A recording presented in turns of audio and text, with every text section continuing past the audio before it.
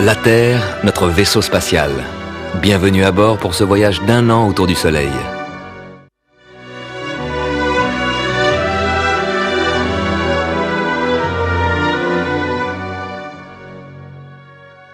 Nous arrivons à la station du solstice d'été. C'est le premier jour de l'été, le jour le plus long de l'année.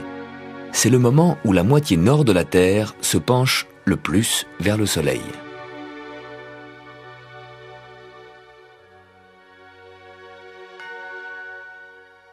Le Soleil s'est formé par la condensation d'un nuage interstellaire fait de gaz et de poussière. De plus en plus de matière s'est condensée au centre de cette masse en rotation.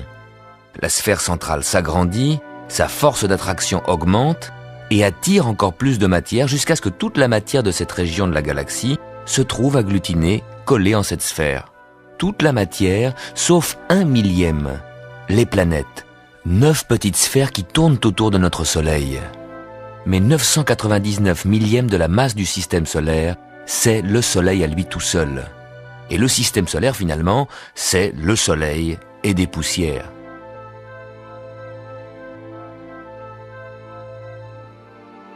Les planètes, y compris la Terre, ne rayonnent pas. Elles ne font que refléter la lumière du Soleil.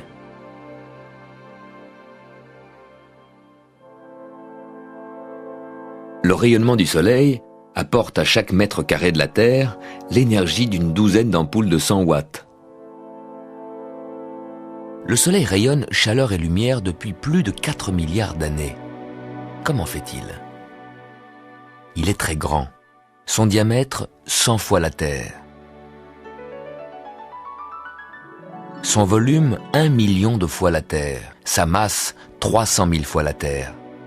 À cause de cette masse énorme, les pressions au centre font monter la température à 14 millions de degrés et provoquent des réactions nucléaires permanentes. Le Soleil est une sorte de réacteur nucléaire. Son combustible est l'hydrogène, l'atome le plus simple de l'univers. Il n'a qu'un seul électron.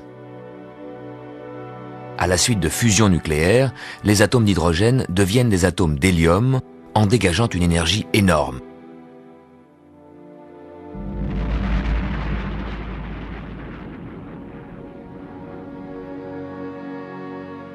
Cette énergie se propage vers la surface du Soleil et rayonne dans l'espace.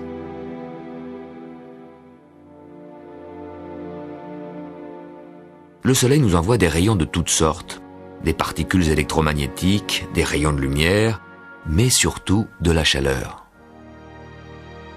En 1 heure, le Soleil fait fondre une plaque de glace de 1 cm d'épaisseur. Mais le Soleil ne rayonne pas uniquement vers la Terre, il rayonne tout autour de lui. C'est donc une immense sphère de glace de 1 cm d'épaisseur que le Soleil pourrait faire fondre en 1 heure. Si on comprimait cette sphère, ça donnerait un bloc de glace d'1 kilomètre que le Soleil ferait fondre en 1 heure.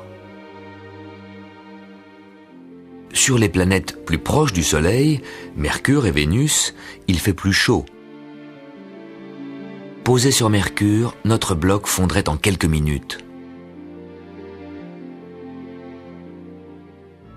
Le rayonnement du Soleil diminue avec la distance. Dans l'environnement de Saturne, moins 200 degrés. Ces anneaux sont en fait des blocs de glace.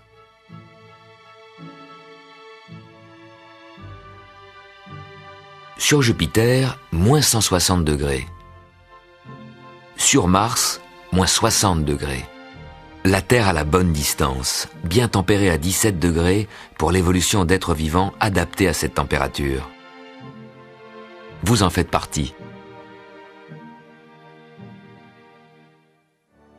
Le jour du solstice, c'est le premier jour de l'été. C'est le jour où le Soleil est le plus haut dans le ciel. Le jour où il décrit sa plus longue trajectoire. Le jour le plus long de l'année. En hiver, quand le Soleil est bas, les rayons du Soleil pénètrent loin dans la pièce.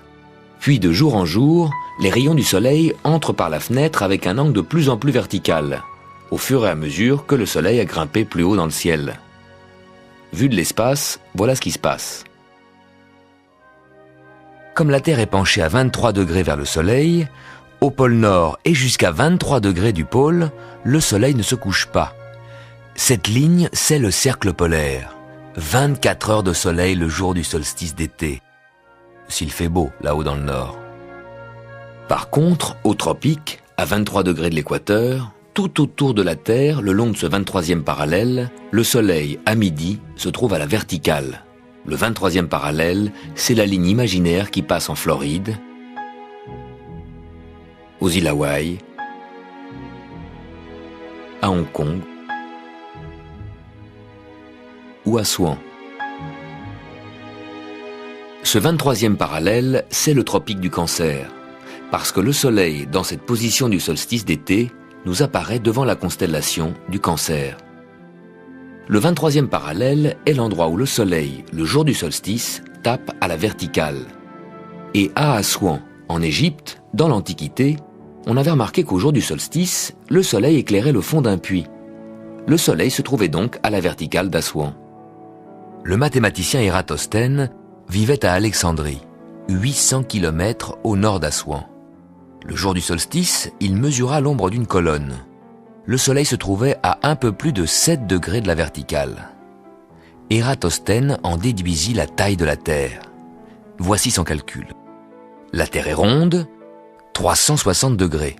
7 degrés, c'est environ un 50e du cercle. Pour avoir un cercle complet, il faut multiplier cet angle par 50. Par conséquent, la distance Assouan-Alexandrie, 800 km, il faut la multiplier par 50 pour avoir le tour complet de la Terre. 800 km multiplié par 50, 40 000 km. C'est bien la circonférence de la Terre telle qu'on l'a mesurée 2 millénaires plus tard.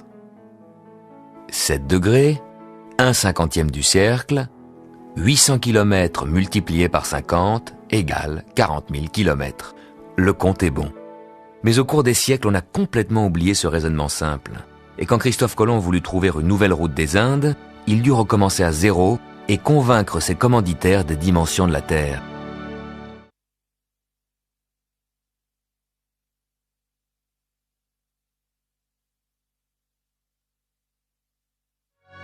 Nous venons de passer la station du solstice d'été. Pour la moitié nord de la Terre, c'est le jour le plus long de l'année. Au cercle polaire, le Soleil est resté 24 heures au-dessus de l'horizon. L'axe de la Terre est incliné de 23 degrés. Le cercle polaire se trouve à 23 degrés du pôle, donc juste frôlé par le Soleil. Par contre, au cercle polaire sud, à 23 degrés du pôle sud, le Soleil ce week-end ne s'est pas levé du tout. Même à midi, il reste sous l'horizon.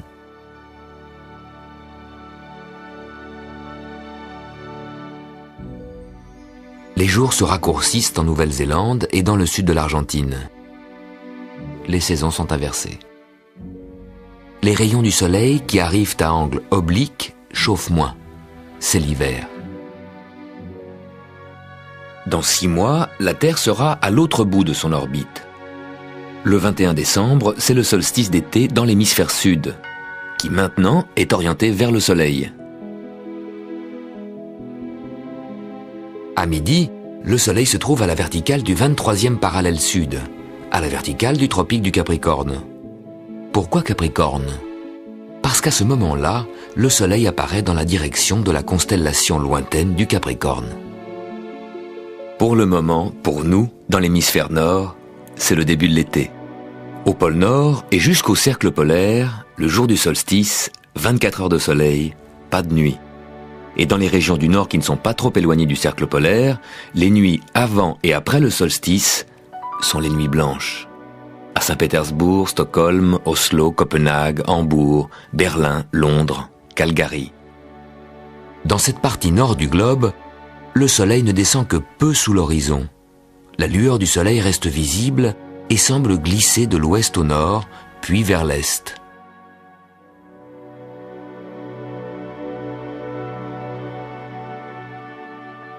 Après le coucher du soleil, il reste une lueur qui glisse lentement le long de l'horizon. Vers minuit, cette lueur est au nord, elle continue vers l'est où très tôt le matin, le soleil se lève. Dans une zone légèrement plus au sud, où se trouvent Paris, Winnipeg ou Vancouver, cette lueur de nuit blanche reste visible jusqu'à minuit et réapparaît vers 3 heures du matin. À peine plus au sud, à Orléans, Zurich ou Montréal, la partie nord de la Terre monte trop haut au-dessus du Soleil et nous empêche de voir sa lueur. À cette latitude, pas de nuit blanche. La lumière dans laquelle et grâce à laquelle nous vivons vient du Soleil. Nos yeux perçoivent cette lumière comme blanche, mais si nous la décomposons, elle révèle toutes les couleurs de l'arc-en-ciel. Cette lumière que nous voyons n'est qu'une faible partie des rayons que le Soleil émet dans l'espace. Au-delà du violet, le Soleil émet des rayons que nos yeux ne peuvent plus voir, ce sont les rayons ultraviolets. Puis les rayons X, qui grâce à leur très haute fréquence peuvent pénétrer certaines matières, comme vos muscles et vos poumons. Puis les rayons gamma, émis aux endroits où la surface du Soleil est la plus chaude. À droite, le spectre de la lumière visible est limité par le rouge. Mais le Soleil émet des rayons que nos yeux ne peuvent pas voir, des rayons infrarouges. Puis les micro-ondes, oui, les mêmes que vous utilisez pour réchauffer vos surgelés, et des ondes à fréquence basse qui sont comme des ondes radio. Pour étudier le Soleil, il faut le scruter au-delà des rayons visibles. Alors que les étoiles lointaines se cachent en nous envoyant trop peu de lumière, le Soleil nous éblouit pour garder son mystère. Ne nous en plaignons pas. Nos yeux sont réglés de manière optimale pour y voir clair de jour et de nuit sur notre vaisseau Terre. C'est exactement ce qu'il nous faut.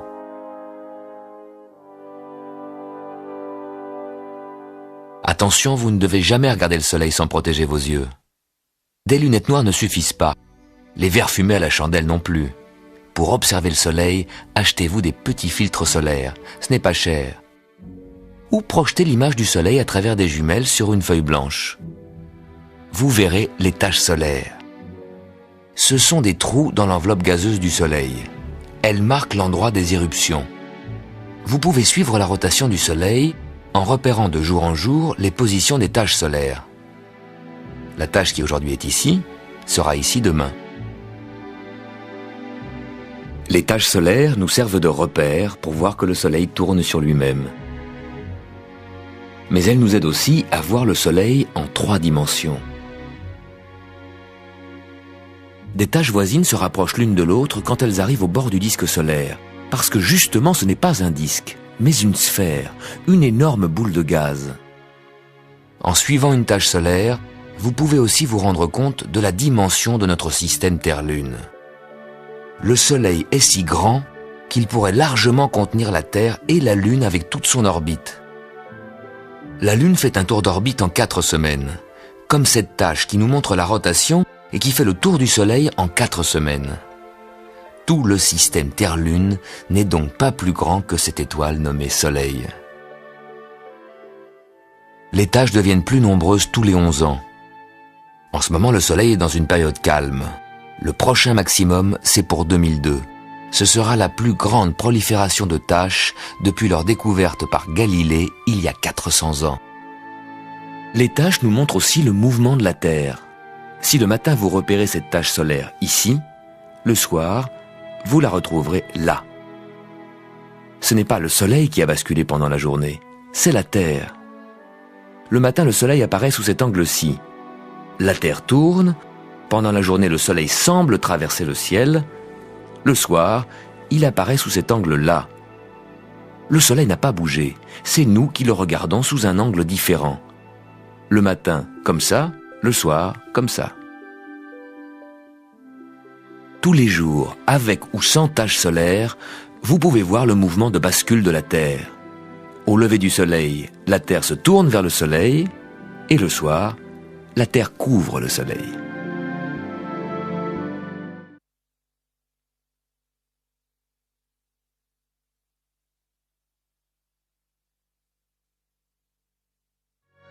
Nous sommes ici, et nous atteindrons la station équinoxe d'automne dans 12 semaines. C'est vrai, la Terre tourne autour du Soleil, mais pas sur un cercle, sur une ellipse. Au premier jour de juillet, nous passons au point le plus éloigné du Soleil. Mais alors pourquoi fait-il si chaud ? En fait, la différence entre près du Soleil et loin du Soleil n'est pas si grande. Il y a une différence bien plus importante. La Terre ne se déplace pas droite, mais légèrement en biais. L'axe de la Terre est incliné.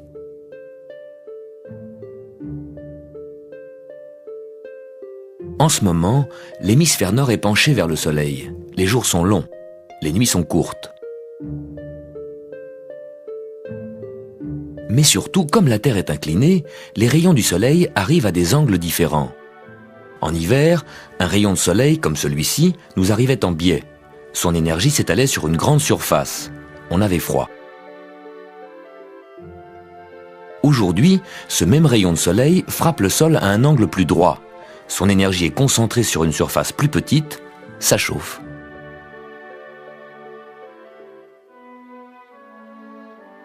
En hémisphère nord, c'est l'été. Dans l'hémisphère sud, c'est l'hiver. Nous avons des saisons parce que l'axe de la Terre est incliné.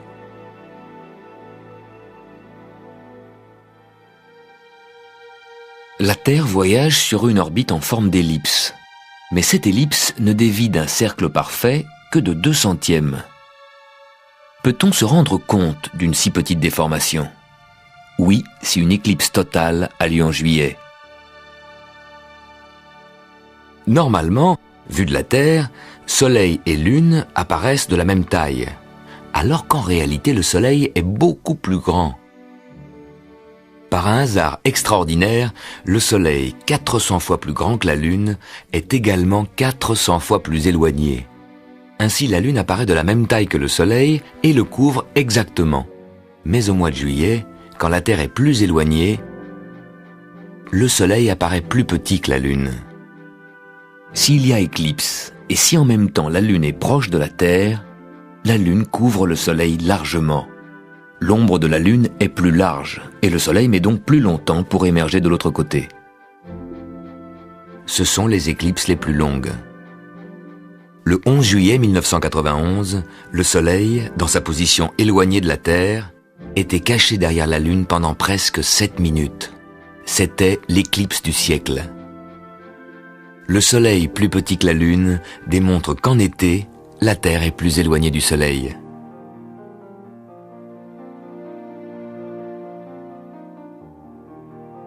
L'excentricité de notre orbite nous concerne tous. Comme toutes les planètes, la Terre avance plus vite sur son tronçon proche du Soleil, plus lentement sur le tronçon éloigné. En décembre-janvier, la Terre, en s'approchant légèrement du Soleil, s'est accélérée. En s'éloignant du Soleil, la Terre ralentit comme un train qui monte une côte. Le Soleil proche la tire davantage. En ce moment, la Terre avance donc plus lentement. Elle prend du retard. Pour parcourir cette moitié été de son orbite, elle mettra 6 jours de plus que pour la moitié hiver. Équinoxe de printemps 20 mars, équinoxe d'automne 23 septembre, 3 jours de plus. Regardez vos calendriers. Cette moitié été, de mars à août, contient 4 longs mois de 31 jours, alors que la moitié hiver, de septembre à février, est raccourcie par le petit mois de février, avec seulement 28 jours. Ça fait encore 3 jours de plus. Nous arriverons donc à cette station équinoxe d'automne avec 6 jours de retard. Avec cette Terre qui circule à vitesse variable et nos montres qui donnent un temps régulier, il y aura certainement des décalages. Vous pouvez les voir. Prenez des repères chez vous, notez où le soleil se couche. Le jour du solstice d'hiver, le soleil se couche ici. Le jour du solstice d'été, ici. Chaque année, au fur et à mesure que les jours s'allongent puis raccourcissent, le soleil fait un aller-retour. Et à chaque coucher de soleil de printemps correspond un coucher de soleil d'automne. À l'équinoxe de printemps, le soleil se couche ici, à 20h. À l'équinoxe d'automne, au même endroit, à 20h également. Tout va bien. Mais 40 jours avant et après l'équinoxe, les choses se passent différemment. 40 jours avant l'équinoxe, en février, le soleil se couche ici, à 19h. Et 40 jours après l'équinoxe, en novembre, ici, exactement au même endroit, et à la même heure. Et non, une demi-heure avant, à 18h30. Pourquoi au même endroit, mais pas à la même heure? Parce qu'en automne, la Terre a pris du retard et que nos montres indiquent une avance. Le soleil se couche au même endroit qu'au jour correspondant du printemps, mais nos montres lui donnent une demi-heure d'avance.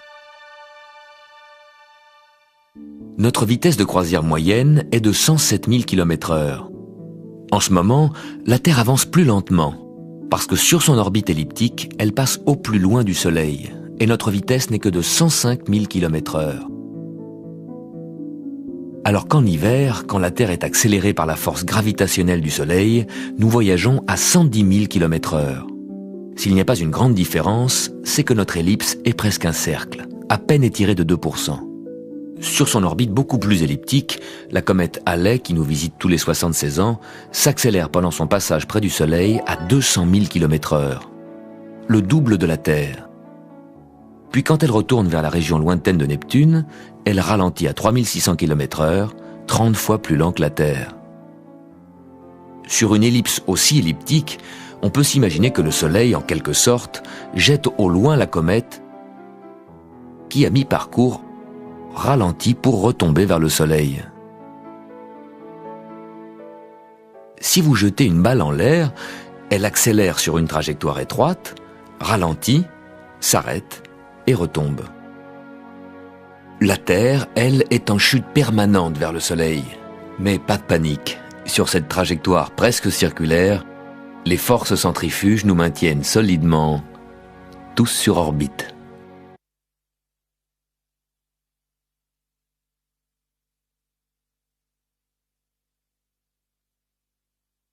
C'est un voyage réel, en temps réel. Pendant que vous regardez ces images, vous foncez à travers l'espace à 107 000 km/h, 30 km chaque seconde. Nous sommes ici. Nous atteindrons la station équinoxe d'automne en 11 semaines. Tous les 20 mois environ, Vénus brille le soir, juste après le coucher du soleil. En 99, en été. En 98, Vénus n'est visible que le matin. Vénus circule sur l'orbite intérieure voisine de la nôtre. Vénus est une planète intérieure entre la Terre et le Soleil. Elle ne s'écarte donc jamais beaucoup du Soleil. Vous le voyez, elle va plus vite que nous. 8 mois pour faire un tour complet du Soleil, nous, sur la Terre, 12 mois. Nous la voyons parfois à droite du Soleil, et puis quelques mois après, à gauche du Soleil. Et là, elle est visible le soir.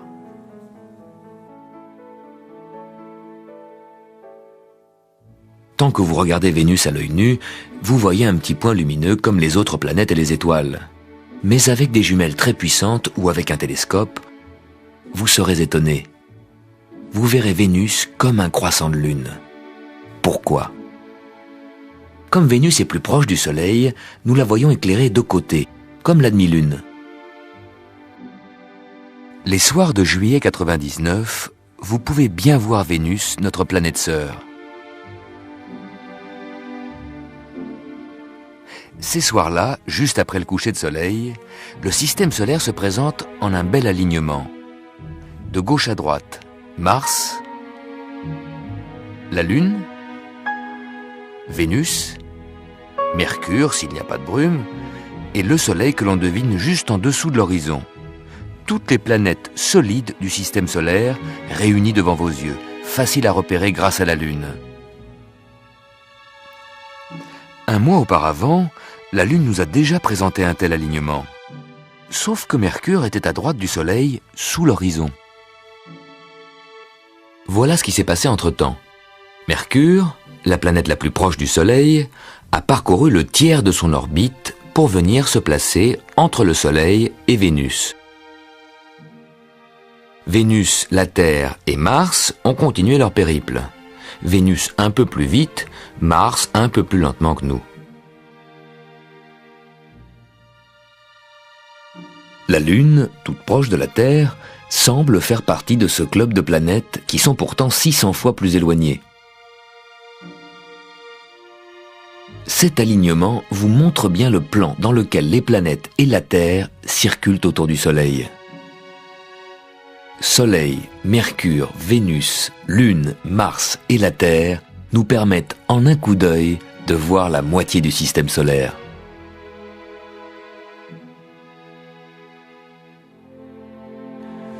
Au printemps 99, d'une semaine à l'autre, la planète Vénus devient de plus en plus visible dans le ciel du soir. Pourquoi ? Tous les jours, pendant que le Soleil traverse le ciel, il est suivi de Vénus, invisible dans le ciel bleu. Quand Vénus suit le Soleil de très près, le soir le Soleil passe sous l'horizon et Vénus, tout de suite après, passe également sous l'horizon. Vénus reste donc invisible. Puis Vénus se décale de plus en plus à gauche du Soleil. En suivant le Soleil avec ce plus grand décalage, Vénus traverse le ciel 1 heure plus tard. Au coucher du Soleil, Vénus a le temps de briller encore 1 heure avant de passer également sous l'horizon. Vénus est si brillante que vous pouvez parfois l'apercevoir en plein jour, là où l'air est très pur, dans le désert, en montagne ou si vous prenez l'avion. Pourquoi Vénus est-elle si brillante ? Elle est près de nous. Elle apparaît donc plus grande que d'autres astres plus éloignés. La planète Jupiter est plus éloignée, moins brillante. Vénus, comme Jupiter, comme toutes les planètes, ne rayonne pas. Elle nous renvoie la lumière du Soleil. Elle nous en renvoie même beaucoup. Car Vénus est plus près du Soleil que nous et reçoit un rayonnement plus fort. Mais aussi parce qu'elle est recouverte d'une épaisse couche de nuages blancs qui réfléchissent intensément les rayons du Soleil. Cette brume nous cache la surface de Vénus. Ce sont les radars des sondes spatiales qui nous révèlent ces montagnes et vallées vénusiennes. Il y fait une chaleur à fondre le plomb. L'atmosphère très dense empêche la chaleur accumulée par Vénus de s'échapper vers l'espace. C'est l'effet de serre. Sur la Terre aussi, nous connaissons l'effet de serre. Notre atmosphère, moins que celle de Vénus, freine le rayonnement de la chaleur vers l'espace et nous protège de trop violentes fluctuations de température entre jour et nuit, entre été et hiver. Sur Vénus, il n'y a ni été ni hiver. Les rayons du Soleil frappent toujours sous le même angle, car l'axe de Vénus se dresse presque droit sur son orbite. Sous les nuages, les Vénusiens, s'il y en avait, ne verraient jamais ni les étoiles, ni leur planète voisine, la Terre. Mais Vénus a aussi une autre particularité. Vénus tourne en sens inverse de toutes les autres planètes, et très lentement. La Terre met 24 heures pour une rotation autour de son axe. Jupiter, 10 heures. Vénus, 8 mois. Légèrement plus qu'elle met pour faire le tour du Soleil. Qu'est-ce qui s'est passé ? L'atmosphère dense qui entoure Vénus a subi un effet de marée, semblable à la marée des océans qui entourent la Terre. La force d'attraction du Soleil attire l'atmosphère de Vénus en un bourrelet de marée. Ainsi déformée, Vénus a ralenti sa rotation. Résultat, le Soleil a plus de temps pour chauffer cette partie de l'atmosphère, qui en se dilatant renforce encore l'effet de marée, donc le ralentissement. Et tous ces effets se cumulent jusqu'à ce que la rotation soit quasiment arrêtée et même légèrement inversée. Un phénomène mystérieux se produit chaque fois que Vénus et la Terre se rapprochent au plus près. À chaque rencontre, tous les 20 mois, c'est le même méridien de Vénus qui pointe vers la Terre. Peut-être est-ce un hasard. Mais si c'était une sorte de résonance planétaire entre la Terre et notre voisine Vénus. Pensez-y le soir quand vous la verrez.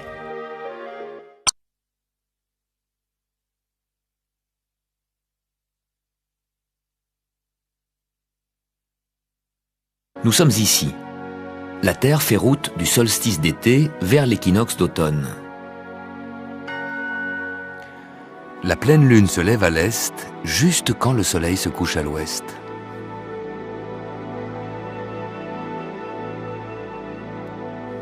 Vers 11h minuit, vous verrez qu'elle n'est pas montée très haut dans le ciel, alors que ces jours-ci, le soleil, à midi, monte encore très haut.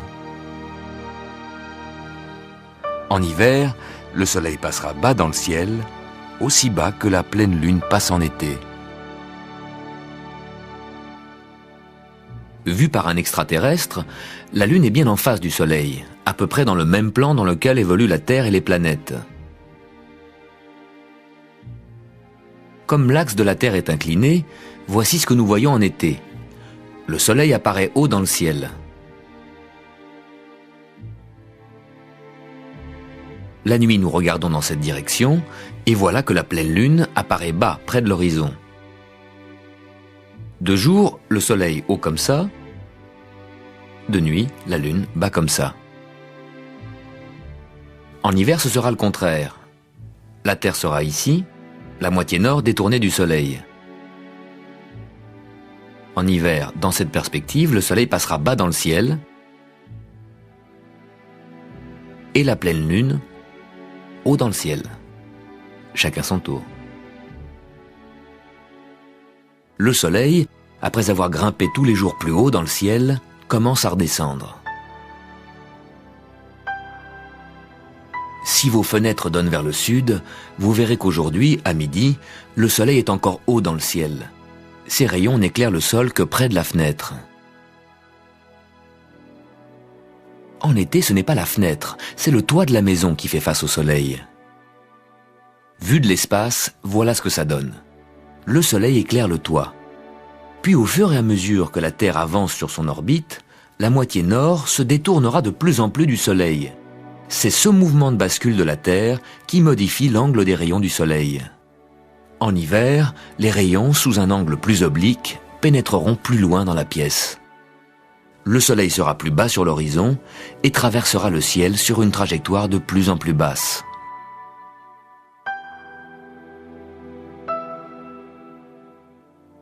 Au solstice, le Soleil à midi était à la verticale du 23e parallèle. À l'équinoxe d'automne, le 23 septembre, il sera descendu à la verticale de l'équateur. Mais jusque-là, nous avons encore plus de 200 millions de kilomètres à parcourir. Vous savez tous que la Terre est ronde, mais c'est en vacances, au bord de la mer, que vous pouvez vous en rendre compte. Debout au bord de l'eau, vous regardez l'horizon, rien n'arrête votre vue, vous avez l'impression de voir à l'infini. Vous vous trompez. L'horizon, à cause de la courbure de la Terre, n'est qu'à 5 km. Vous déjeunez sur une terrasse à 10 mètres au-dessus de la mer, l'horizon maintenant se trouve à 11 km. Un paquebot arrive du large. Vous en apercevez d'abord les cheminées, car la coque est cachée par la courbure de la Terre. Le paquebot se trouve à 2 fois 11 km, 22 km. Il est derrière l'horizon. En s'approchant, il semble émerger de la mer. Il monte de plus en plus vers la crête de ce monticule qui, en fait, est la courbure de la Terre.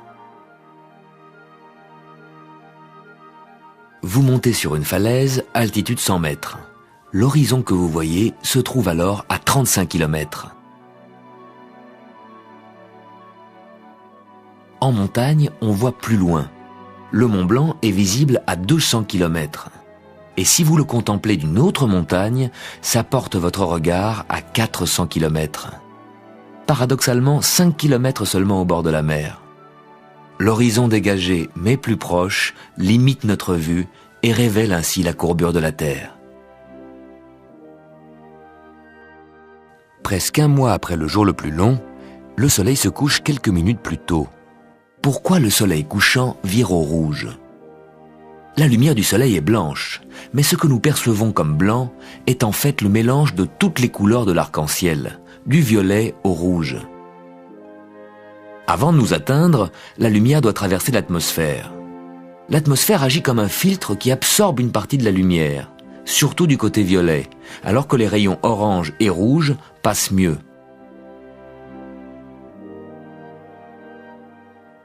À midi, les rayons du soleil traversent l'atmosphère sur un trajet court. L'effet de filtrage reste faible, la lumière reste blanche. Le soir, les rayons arrivent en biais. À cet angle, la couche d'atmosphère à traverser est plus épaisse, l'effet de filtrage est plus important, toutes les couleurs sont absorbées, sauf le rouge. Plus le soleil descend, plus nous le voyons à travers l'atmosphère, plus il apparaît rouge. Au fur et à mesure que le soleil descend, il semble se déformer, s'aplatir. C'est encore un effet de l'atmosphère, qui non seulement filtre les couleurs, mais dévie les rayons de lumière. L'épaisseur de l'atmosphère déforme le disque solaire pour le dilater en ovale. Quand en plus les vents et les températures perturbent l'atmosphère, nous voyons un soleil déchiré. Le soleil se couche 1 minute plus tôt que la veille. Mais quand vous regardez le soleil se coucher, il n'est plus là. Depuis 8 minutes déjà, le soleil est sous l'horizon. 8 minutes, c'est le temps que met la lumière pour parcourir la distance du soleil à la Terre. Les particules qui transportent la lumière voyagent à 300 000 km par seconde. C'est la vitesse maximum absolue. Rien dans l'univers ne peut aller plus vite que la lumière. Dans notre vie quotidienne, nous ne sommes pas conscients de la vitesse de la lumière. La lumière nous paraît quelque chose d'instantané. Nous voyons même des lumières lointaines en même temps qu'elles s'allument. Dans le système solaire, le clair de lune nous arrive en 1 seconde. Mais la lumière des étoiles de la constellation Orion met des siècles pour arriver jusqu'à nous. Imaginons qu'on regarde Orion, non pas de la Terre, mais d'un autre endroit dans l'univers. Là, vous voyez que ces étoiles se trouvent à des distances très différentes. Vous les voyez comme elles étaient à des époques lointaines, des siècles, des millénaires, des images décalées dans le temps. Les étoiles, vous les voyez en différé.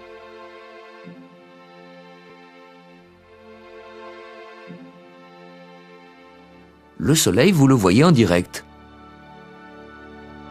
Le système solaire est à votre portée.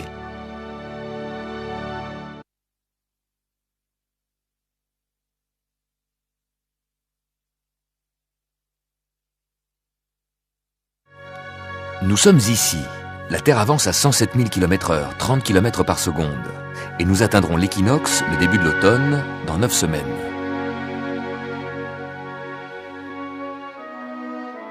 La Terre est magnétique. C'est comme un énorme aimant. Son champ magnétique a 2 pôles situés près du pôle Nord et du pôle Sud. Les aiguilles de nos boussoles s'orientent vers ces pôles, dirigées par les lignes de force du champ magnétique de la Terre. Nous ne voyons pas ce champ magnétique, tant que rien ne vient le perturber.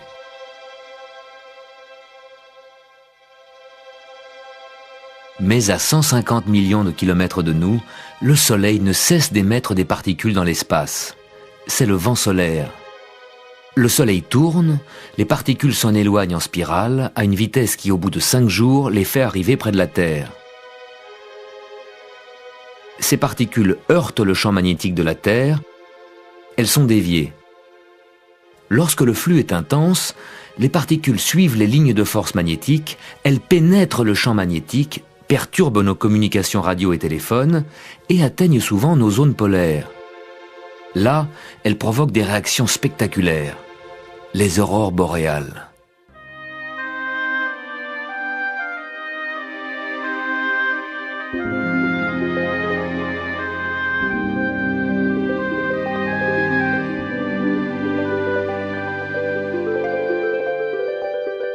Mais pendant ce temps-là, chez nous, il fait chaud. C'est la canicule. Mais que veut dire canicule? C'est le nom de cette constellation. Caniculum, le petit chien. Ce groupe d'étoiles apparaît près des constellations des Gémeaux et du Cancer, qui sont des constellations du zodiaque. Cette toile de fond imaginaire qui nous sert de repère pour situer les planètes et le Soleil. La semaine dernière, le Soleil était encore devant la constellation des Gémeaux. Il se dirige vers le Cancer. Le petit chien est en dessous. Vu de la Terre, le Soleil est près de la constellation du petit chien. C'est la canicule. Mais attention, ce n'est pas le Soleil qui bouge. C'est la Terre qui file sur son orbite et le Soleil semble se déplacer devant le zodiaque. Ce n'est que maintenant, à la canicule, qu'il fait le plus chaud. Pourtant, le Soleil était au plus haut il y a 1 mois, au solstice. Mais il met du temps pour réchauffer l'énorme masse d'air de notre atmosphère. Et encore plus longtemps pour réchauffer la mer pour votre baignade. En ces jours de canicule, nous sommes particulièrement conscients du rayonnement du soleil. Ce rayonnement donne à la Terre les conditions exceptionnelles qui ont permis à la vie d'évoluer. Ces conditions dépendent d'un équilibre très délicat entre les rayons que la Terre absorbe et ceux qu'elle réfléchit dans l'espace. Les surfaces claires réfléchissent la lumière, les surfaces sombres l'absorbent. Les calottes polaires sont blanches, les nuages sont blancs. Là où la Terre est blanche, elle réfléchit la plus grande partie du rayonnement dans l'espace. Par contre, là où la Terre a des couleurs sombres, les forêts et les mers profondes, elle absorbe beaucoup de rayonnement et en réfléchit peu. Au total, la Terre n'absorbe que 2/3 du rayonnement. C'est insuffisant. Il ferait trop froid, la température ne serait que de -18 degrés. Ce qui nous sauve, c'est l'effet de serre. Les nuages et l'atmosphère laissent passer des rayons infrarouges qui chauffent. Mais surtout, ils empêchent cette chaleur de s'échapper vers l'espace. Grâce à cet effet de serre, nous avons une température moyenne de 17 degrés et un climat stable. Et la pollution? Cela pourrait renforcer l'effet de serre. Mais son influence sur le climat n'est pas certaine. Dans notre atmosphère, riche en oxygène, ce rayonnement maximum du Soleil entraîne la formation de l'ozone. Il y a l'ozone utile et l'ozone nocif. À basse altitude, surtout par forte chaleur, l'oxygène mélangé au gaz carbonique produit l'ozone, qui est nocif quand nous le respirons. À haute altitude, par contre, l'ozone est un filtre actif qui absorbe les rayons ultraviolets dont le Soleil nous bombarde. Sans ce filtre protecteur, nous serions cuits, brûlés et stérilisés par les rayons ultraviolets.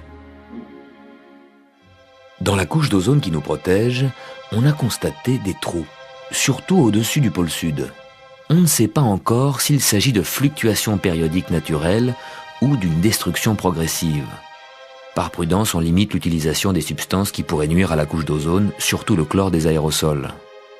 L'ozone a donc 2 effets différents. Causé par le gaz carbonique, l'ozone est nocif dans l'air que nous respirons. Mais en haute altitude, l'ozone est utile, vital quand on s'expose aux rayons du soleil. Ces rayons qui nous menacent, mais qui en même temps nous tiennent en vie.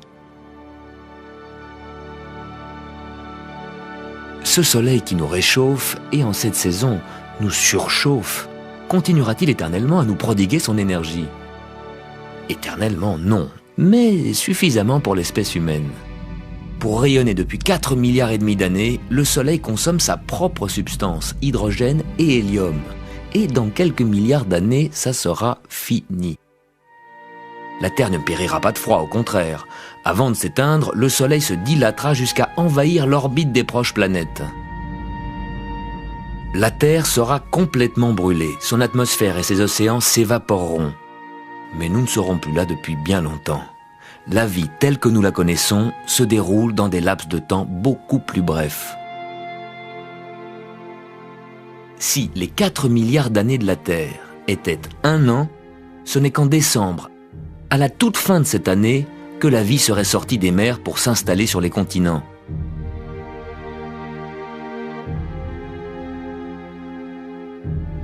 Quant à l'espèce humaine, nous avons fait notre première apparition le 31 décembre. 1/4 d'heure avant minuit. Toute l'histoire de l'humanité n'est donc qu'un bref instant dans les dimensions de l'univers. Le Soleil, lui, tiendra encore bien 4 milliards d'années. Coincés entre un passé et un futur infiniment plus grand que nous, accordons d'autant plus de valeur au présent.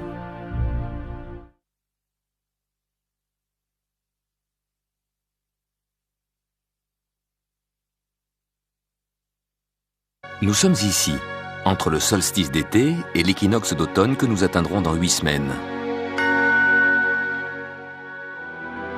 Dans les villes, la pollution de lumière nous empêche de plus en plus de voir le ciel. Même par beau temps, on ne peut y voir que les planètes brillantes, Vénus et Jupiter, et parfois Mars. Et parmi les étoiles, la plus brillante, Sirius, visible le soir, surtout en hiver. Ou la constellation Orion. Et bien sûr, les étoiles près du zénith, la Grande Ourse, l'étoile polaire, plus éloignées de l'horizon éclairé. Loin des villes, en vacances, choisissez un endroit à l'abri de toute lumière. Et là, à partir de 11 heures, vous pouvez voir notre galaxie. La Voie lactée, cette traînée laiteuse que forme la masse des étoiles lointaines. Notre galaxie, c'est un énorme disque formé de milliards d'étoiles. 200 milliards d'étoiles. En fait, toutes les étoiles visibles, y compris notre Soleil. Nous n'en voyons qu'une partie parce que nous sommes nous-mêmes à l'intérieur de ce disque. Notre galaxie a 100 000 années-lumière de diamètre. Ça veut dire que la lumière met 100 000 années pour traverser la galaxie. Le disque galactique nous entraîne à une vitesse d'1 million de kilomètres/heure. Vous vous rendez compte, chaque heure 1 million de kilomètres. 10 fois plus rapide que la vitesse de la Terre sur son orbite. Comparons la galaxie avec les dimensions de la Terre et du système solaire. Soleil et Terre, depuis leur existence, n'ont fait que 20 fois le tour de la galaxie. On pourrait dire, ils ont 20 ans galactiques. C'est jeune.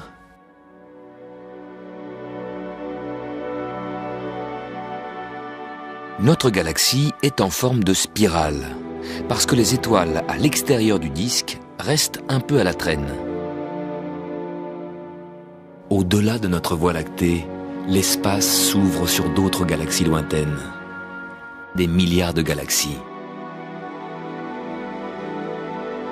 Elles s'éloignent toutes les unes des autres.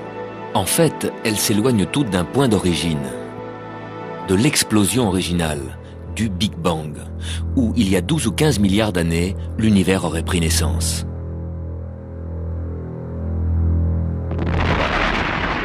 En moins d'1 millième de seconde, l'explosion du Big Bang a dégagé des énergies énormes, qui encore aujourd'hui régissent l'univers.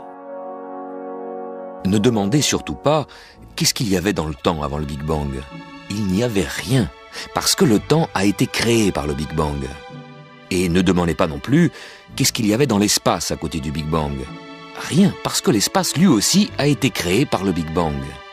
Il n'y avait donc pas d'avant ni d'à côté. Depuis le Big Bang, les galaxies s'éloignent les unes des autres, parce que l'univers est en expansion, comme un ballon qui se gonfle. Tous les points d'un ballon qui se gonfle s'éloignent les uns des autres. De la même manière, toutes les galaxies s'éloignent les unes des autres. Plus elles sont loin, plus elles vont vite. Il en résulte une perspective étonnante. De notre point de vue, les galaxies semblent toutes s'éloigner de nous. Nous voyons donc cet univers qui gonfle comme si nous étions, nous, au centre. Ce point de vue est aussi juste, aussi réel que le point de vue de quelqu'un qui regarderait l'univers depuis le Big Bang. En fait, nous voyons l'expansion de l'univers comme si nous en étions le centre.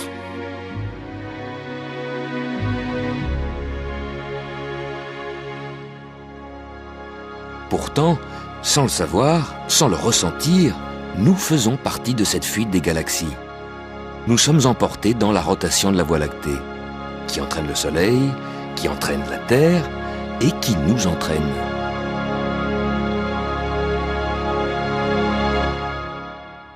Sommes-nous pour autant d'insignifiants grains de poussière perdus quelque part dans l'univers?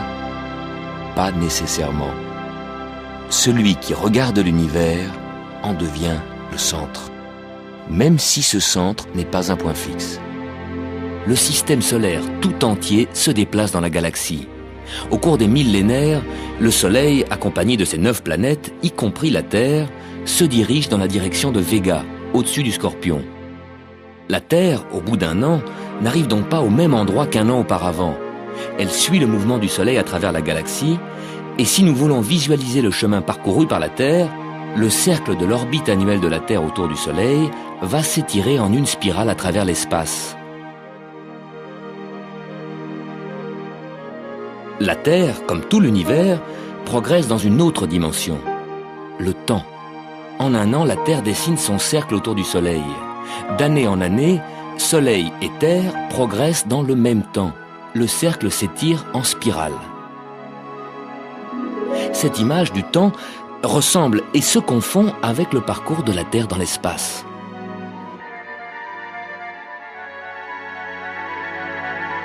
Une image du temps, comme chaque image, a besoin d'un espace. Par exemple, l'espace de votre écran de télévision en ce moment.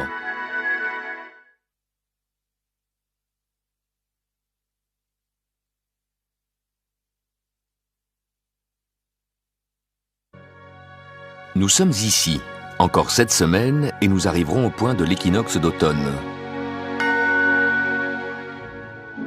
Tous les 2 mois, Mercure passe dans sa position la plus décalée du Soleil.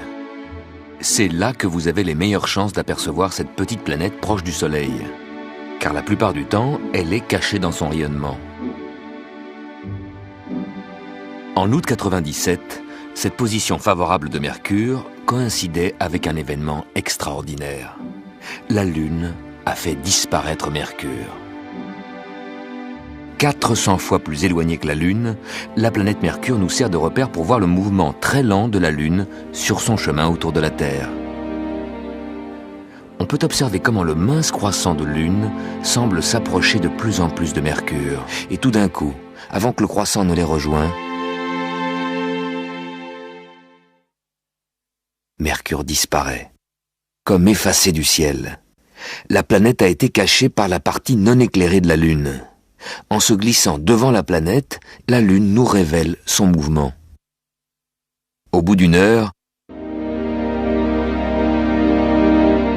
Mercure émerge à droite du croissant. Mais à ce moment-là, Lune et Mercure sont déjà passés sous l'horizon. L'occultation aura pu être observée de la moitié ouest de l'Europe, à l'ouest d'une ligne Londres-Paris-Barcelone. Si vous n'y étiez pas, au moins vous pouvez la voir ici, sur ces images. Cette semaine, c'est l'anniversaire de la première photo de notre planète Terre, prise de l'espace par des astronautes en 1959. Pour la première fois, tout le monde voyait qu'on était réellement à bord d'un vaisseau spatial naviguant dans l'espace. Cela éveilla nos consciences.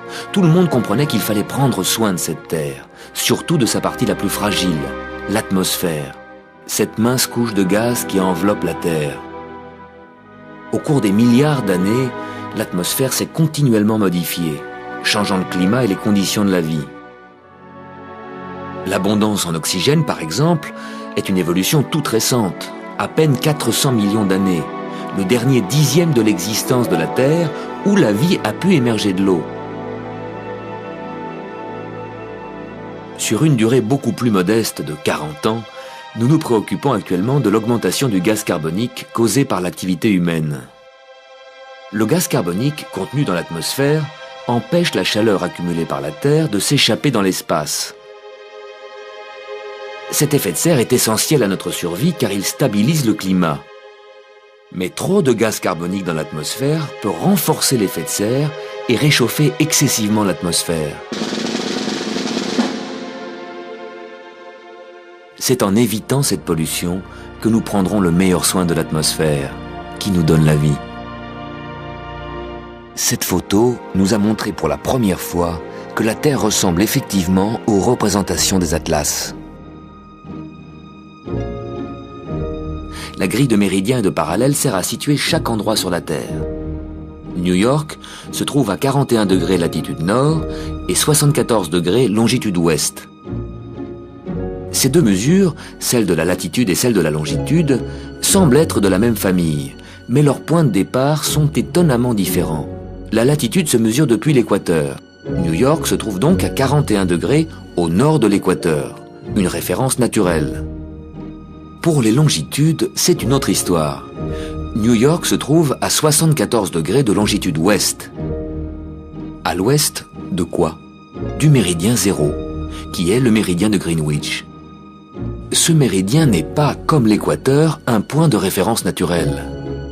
C'est à Greenwich, près de Londres, que se trouve l'Observatoire royal anglais, Et pendant des siècles, toutes les cartes marines faisaient référence au méridien de Greenwich, qui est devenu ainsi le méridien zéro international. Ce méridien est donc le point zéro pour la rotation de la Terre dans l'espace. Et un repère de temps, car l'heure de Greenwich est devenue l'heure universelle. Espace et temps se rencontrent. Notre vaisseau spatial Terre est quadrillé par les méridiens et les parallèles qui permettent de situer chaque endroit. 49 degrés latitude nord, 2 degrés longitude est, Paris. 41 degrés nord, 74 ouest, New York. Un bateau en détresse qui signale sa position à 4 degrés sud, 122 degrés ouest et qu'on retrouve au large des îles Marquises grâce à cette adresse précise. Les mesures que nous utilisons tous les jours, mètres et kilomètres, c'est également la Terre qui nous les a données. 1 kilomètre, c'est par définition le 10 millième de la distance entre l'équateur et le pôle Nord, le quart de la circonférence de la Terre, 10 000 kilomètres. Pour redescendre de l'autre côté jusqu'à l'équateur, c'est encore 10 000 kilomètres. Et de là au pôle Sud, encore 10 000. Et 10 000 pour le dernier quart. 4 fois 10 000, 40 000 kilomètres de longueur pour les méridiens. Ce devrait être également la longueur de l'équateur. Mais la Terre n'est pas une sphère parfaite. Sous l'effet de sa propre rotation, elle s'est aplatie. Les forces centrifuges qui fuient le centre poussent la matière loin du centre et provoquent un renflement au niveau de l'équateur. L'équateur est donc plus éloigné du centre de la Terre que les pôles, et plus long que les méridiens. 132 km de plus. À 180 degrés du méridien de Greenwich, un méridien très particulier se trace à travers l'océan Pacifique, la ligne du changement de date. Aujourd'hui, à midi pile au méridien de Greenwich, c'est vendredi partout sur la Terre. Mais à Honolulu, il est 2 heures du matin le vendredi matin. Alors qu'à Tokyo, il est 22 heures le vendredi soir. 2 heures plus tard, il est minuit à Tokyo. Fini le vendredi, on passe au samedi. Dans la tranche bleu foncé, c'est déjà le samedi. Alors qu'à Honolulu, de l'autre côté de la ligne de date, il est 4 heures du matin et ils ont encore tout le vendredi devant eux. Au fur et à mesure que la Terre tourne, le samedi, en bleu foncé, envahit le globe et réduit le vendredi en bleu clair. Ce soir à minuit, 24 heures, nous aussi nous passerons dans la tranche bleu foncé de samedi, comme Tokyo. Alors qu'à Honolulu, en bleu clair, ce sera encore vendredi après-midi. Puis le samedi s'étendra sur tout le globe. Heureusement que ce méridien de 180 degrés est en plein Pacifique. Les îles, séparées par la ligne de date, sont éloignées les unes des autres. Ainsi, c'est moins gênant d'avoir des voisins qui vivent un jour en avance.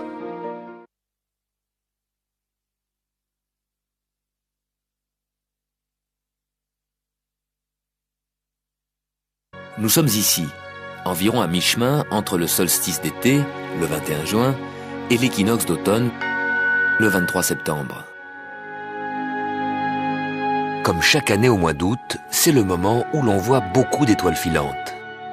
À cette époque de l'année, la Terre traverse les débris qu'une comète a laissés sur son sillage. La Terre fonce dans cette nuée de poussière. Ce sont de minuscules grains de quelques milligrammes seulement qui s'échauffent et s'enflamment au contact de l'atmosphère de la Terre. Et c'est le feu d'artifice des étoiles filantes.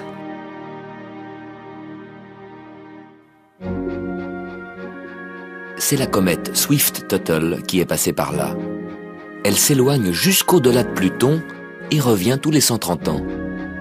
Elle croise l'orbite de la Terre à l'endroit où la Terre passe chaque mois d'août.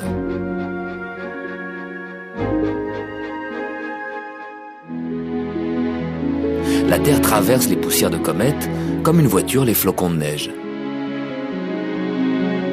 Pour les voir, il faut regarder en avant. Mais c'est où l'avant? Avec la Terre qui tourne autour de son axe, où est l'avant? Pour regarder dans la direction de la course de la Terre, vous devez toujours avoir le Soleil à votre gauche. À minuit, en regardant vers le sud, vous tournez le dos au Soleil. Pour l'avoir à votre gauche, tournez-vous à gauche, vers l'est. Ça y est, là vous regardez en avant, dans la direction des poussières de comètes. Vers minuit, les étoiles filantes devraient apparaître à 3 largeurs de main au-dessus de l'horizon. Mais comme la Terre tourne, plus la nuit avance, plus vous devez regarder vers le sud-est. Et le point d'où viennent les étoiles filantes va monter dans le ciel. C'est le matin que vous en verrez le plus, car le matin, vous regardez directement vers le radiant, le point d'où viennent les étoiles filantes. D'autres comètes passent plus loin de la Terre, comme la célèbre comète Halley, qui revient tous les 76 ans. La comète Hale-Bopp, qui est passée près du Soleil en mars-avril 97, met des millénaires avant de revenir. Peut-être est-elle déjà passée il y a 3000 ans. On le saura dans 3000 ans, si elle revient. Mais il y a parfois des comètes qui se font piéger, comme la célèbre petite comète Schumacher-Levy, qui en 1994 était passée trop près de Jupiter. Elle a été capturée par les énormes forces d'attraction de Jupiter et s'est mise à tourner autour de la planète géante sur une orbite qui la faisait passer de plus en plus près. Le tiraillement des forces gravitationnelles finit par faire éclater le noyau de la comète. Un tour d'orbite plus tard, ces fragments s'écrasèrent les uns après les autres sur l'épaisse atmosphère gazeuse de Jupiter.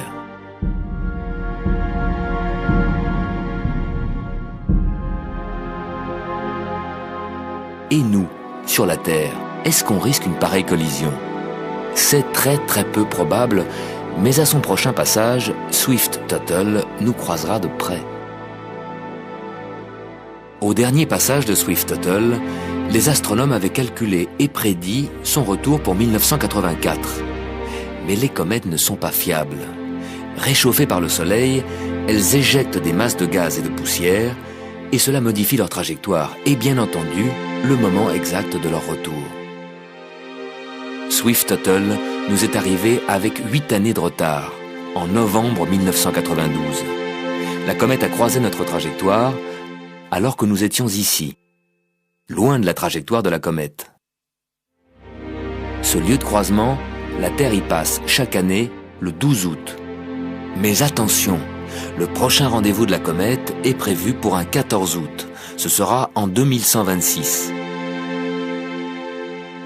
La Terre passera cette espèce de carrefour, comme chaque année, le 12 août, 2 jours avant la comète. Si la comète arrive comme prévu le 14, tout va bien. On sera passé avant la comète. Mais si elle a 2 ou 3 jours d'avance, vos arrière-petits-enfants risquent une rencontre très serrée. À la prochaine pleine lune, regardez comme elle se lève à l'est quand le soleil se couche à l'ouest. 1 ou 2 heures après le coucher du soleil, la pleine lune est si lumineuse qu'autour d'elle on ne voit plus d'astres, sauf Jupiter, la planète la plus grande du système. Grâce à sa brillance, Jupiter reste visible même quand il apparaît en conjonction avec la pleine lune. Bien que ces 2 astres apparaissent côte à côte, n'oubliez pas que Jupiter est 1500 fois plus éloigné. Une telle conjonction nous montre bien la chorégraphie du ballet planétaire. La Terre avance sur son orbite 12 fois plus vite que Jupiter. Pour un tour complet du Soleil, la Terre met 1 an. Jupiter, 12 ans. La Terre peu à peu rattrape Jupiter et se glisse entre Jupiter et le Soleil. Dans cette position, Jupiter est en face du Soleil, en opposition. Vu de la Terre, Jupiter se trouve du côté opposé au Soleil. Revoyons tout ça avec la Lune, qui chaque mois fait le tour de la Terre. Quand elle rejoint la ligne Terre-Jupiter, elle est en conjonction avec Jupiter.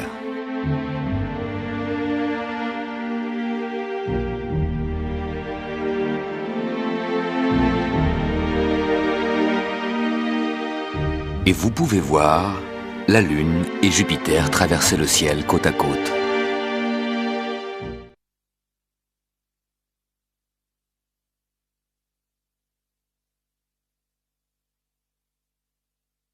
Nous sommes ici.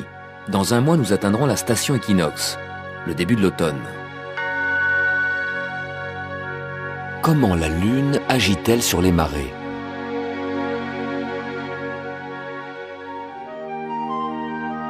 Chaque mois, les plus fortes marées sont déclenchées quand Lune, Terre, Soleil sont alignés, comme par exemple à la nouvelle Lune.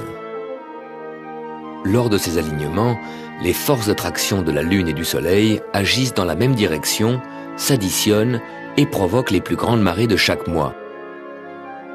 Quant aux plus grandes marées de l'année, elles se produisent normalement à l'époque des équinoxes, car à ce moment-là, les forces centrifuges de la Terre s'ajoutent à la force d'attraction du Soleil et agissent plus fort sur les masses d'eau des océans. Il y a pourtant des années où la plus forte marée ne se produit pas à l'équinoxe, mais à la pleine lune d'un autre mois, du mois d'août par exemple. À cause d'un facteur que l'on oublie souvent, la distance de la Lune. L'orbite de la Lune est une ellipse. Parfois la Lune est loin, parfois elle est proche. Plus elle est proche, plus la marée est forte. Si le jour de la pleine lune du mois d'août coïncide avec le jour où la Lune est le plus proche, c'est cette pleine lune-là qui déclenchera les plus fortes marées de l'année, plus fortes encore que les marées d'équinoxe.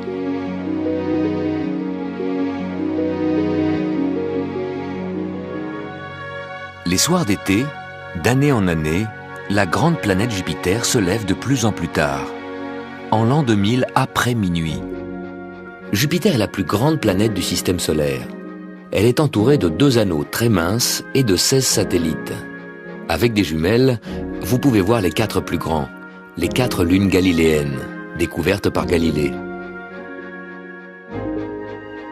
Quand Jupiter se lève à l'horizon, les 4 satellites se présentent en ligne montante, puis ils basculent en ligne descendante. C'est que nous regardons depuis la Terre qui tourne. La Terre, les planètes, Jupiter et ses satellites sont tous situés dans le même plan. Mais comme la Terre tourne, notre poste d'observation change d'inclinaison d'heure en heure. Les 4 satellites, parce qu'ils sont alignés, nous le montrent encore mieux.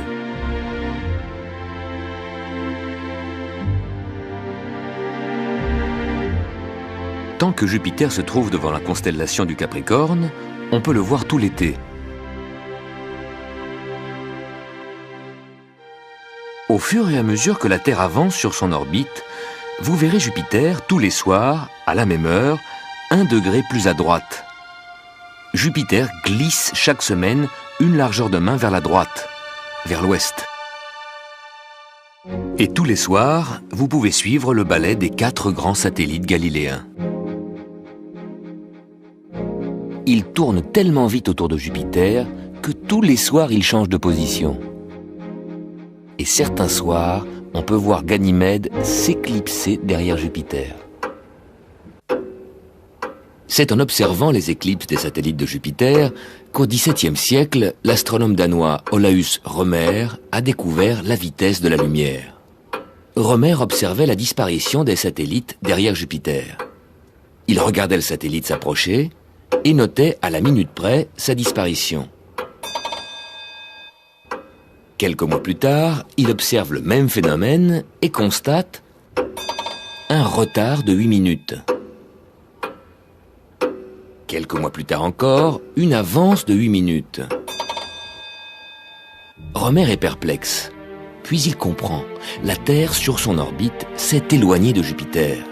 La lumière qui arrive de Jupiter met 8 minutes de plus. Le satellite semble être en retard.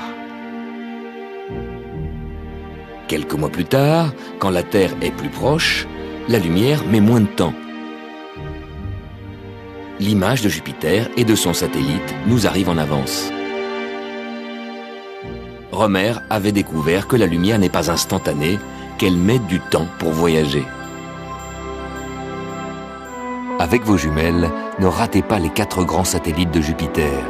Ils sont déployés au plus large, sauf Io qui est très près de la planète. Io, le satellite le plus proche de Jupiter, tourne autour de la grande planète en moins de 2 jours, alors que notre Lune met 28 jours pour faire le tour de la Terre. Io est l'astre le plus coloré du système solaire. Il est le seul astre, en dehors de la Terre, où on a pu voir des éruptions volcaniques.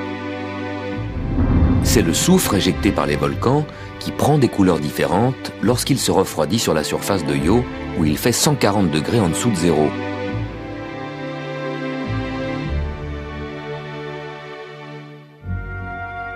Les gaz et les poussières éjectés par ces volcans sont éparpillés sur la trajectoire du satellite. Chargées d'électricité, ces particules modifient le rayonnement des ondes radio que Jupiter émet dans l'espace.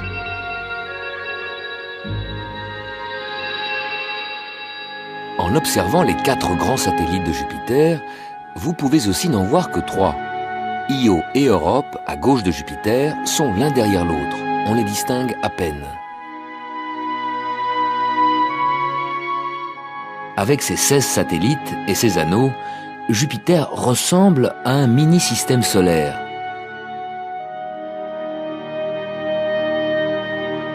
Son influence s'étend bien plus loin. À 800 millions de kilomètres à droite et à gauche de Jupiter, son orbite est peuplée par 2 groupes de petits astres, les Troyens. Ces 2 groupes d'astéroïdes flottent dans l'espace à des endroits bien précis, là où il y a un équilibre entre les forces gravitationnelles.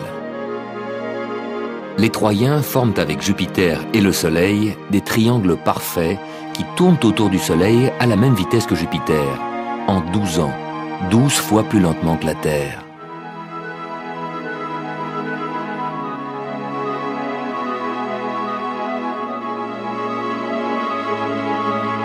Au cours de votre vie, cette grande planète brillante fera 6 ou 7 fois le tour du Soleil. Quand vous voyez Jupiter briller dans le ciel, pensez-y.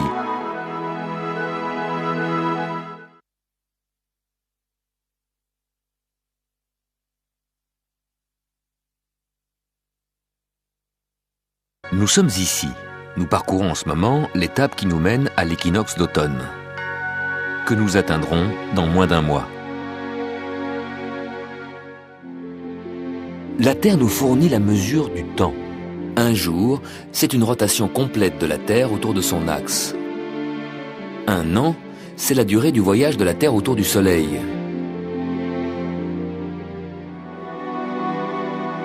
L'année a 365 jours. Mais 365, c'est un trop grand chiffre pour compter les jours.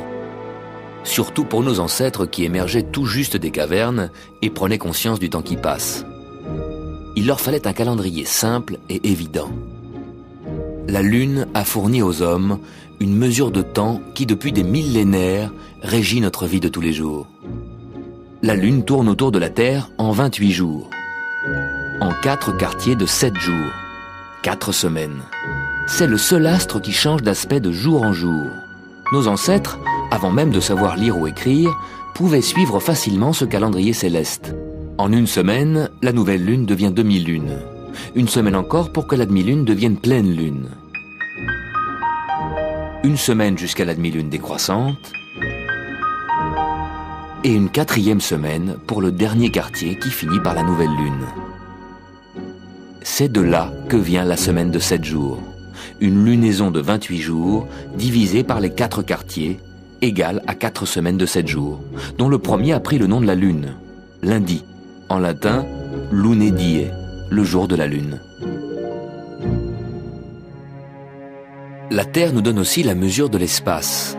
1 kilomètre, c'est le 10 millième de la distance du pôle Nord à l'équateur. Le kilomètre qui nous donne une bonne image des distances entre 2 villes ou 2 continents n'est plus un outil valable pour mesurer le système solaire, et encore moins pour mesurer la distance des étoiles. Ces distances-là, on les mesure en années-lumière. La lumière parcourt 300 000 km en 1 seconde. L'année-lumière, c'est la distance que parcourt la lumière en 1 an. Ça fait 9 millions de kilomètres. C'est un 9 avec 12 zéros. Oublions les kilomètres et mesurons en années-lumière. L'étoile polaire se trouve à 460 années-lumière. La lumière a mis 460 ans pour faire le trajet de l'étoile polaire jusqu'à vos yeux. Pour mesurer une distance dans l'espace, la distance Terre-étoile polaire, nous utilisons une mesure de temps, le temps que la lumière met pour parcourir cette distance. La Terre nous fournit aussi une autre base de mesure, très grande et très utile, le diamètre de son orbite, 300 millions de kilomètres. Cette base permet de mesurer la distance des étoiles les plus proches. Ce soir, visons l'étoile Sirius, devant les étoiles plus lointaines. Dans 6 mois, la Terre nous aura amenés à l'autre bout de son orbite. De cet endroit, visons de nouveau l'étoile Sirius. Elle se trouve maintenant décalée par rapport au fond stellaire éloigné. L'angle nous donne la distance de cette étoile. 8 années-lumière. C'est le principe de la parallaxe, l'angle entre les axes.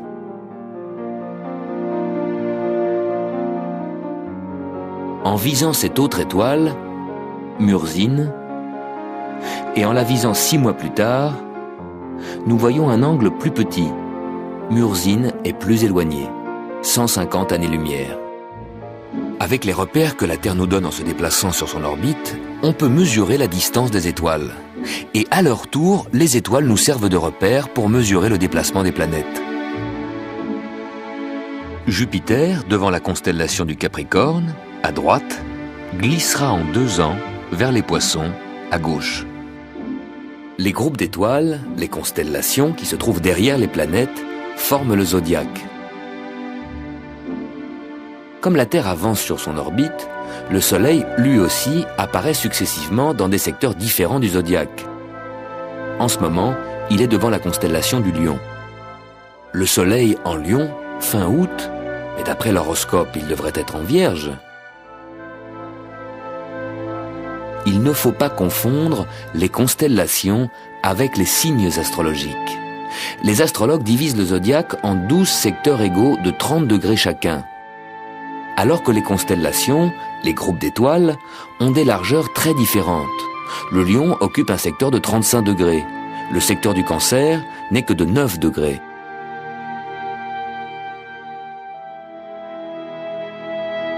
De plus, au cours des millénaires, les signes astrologiques, dont la tradition remonte à l'Antiquité, se sont décalés par rapport aux constellations.